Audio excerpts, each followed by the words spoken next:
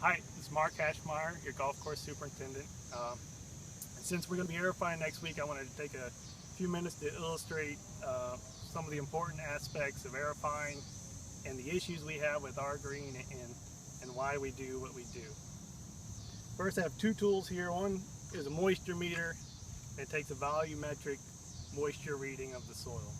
So I'm going to use, and the other is a cup cutter I'm going to use to illustrate different moistures at different depths.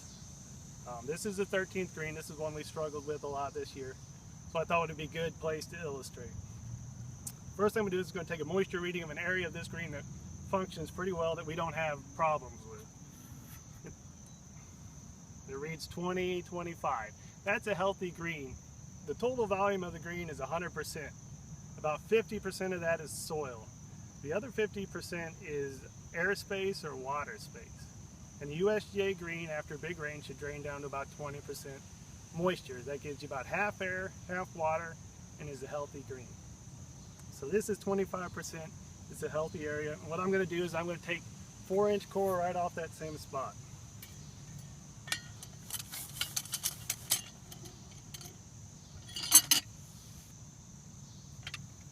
Now that 4 inches there, the reason I take 4 inches, that's the affected area of the green over the years from aerification and root growth and root decomposition.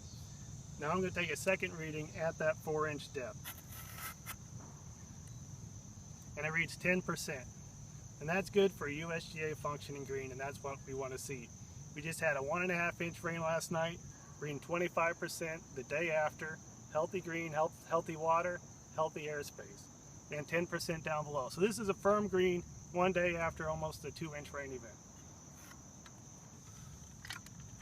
Now I want to go over to an area of the green that struggles and show you the difference.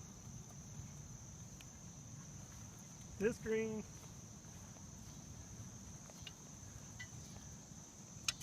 I've come right into the middle of this green. It's a low area in the green, it's a swale, it's where all the water runs off. And over the years, there's a lot of accumulation of organic matters and clays, and it plugs up the sand. So if I take a moisture reading right here, that reads 48.3% moisture. Now, if 50% is soil, and that's a terrible reading, 48.3, that leaves 1.7 for air. And grass is just like us. With no air, it'll die immediately.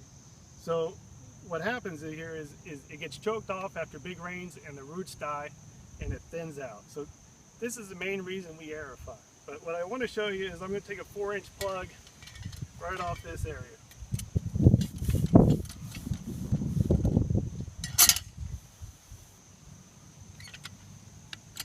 So again, I've taken the affected area of aerification and root growth over the years of the green. Now I'm going to take another moisture reading right here. 9.5%. So what that shows us is the bottom part of this green functions very well, but the top 4 inches has accumulated clays and organic matter that plug up the soil. Now these greens do very well after about 5 or 6 days after rain, but a USGA green should return back to 20% the immediate day after. So every green has low areas like this where water moves slowly. So all the greens have areas that suffer. This one does a little worse because we don't have a lot of sunlight in the morning and we don't get a lot of airflow because of the trees around it. But this is the main reason for aerification, and without aerification these areas will get worse. So this is why we keep punching sand in, and until we correct these we're going to have to back off anytime it's hot and wet. So aerification is great for the greens. It gets sand in, it helps correct these issues. So that's what we're going to be doing next week, and hope you enjoyed the little lesson. Thank you.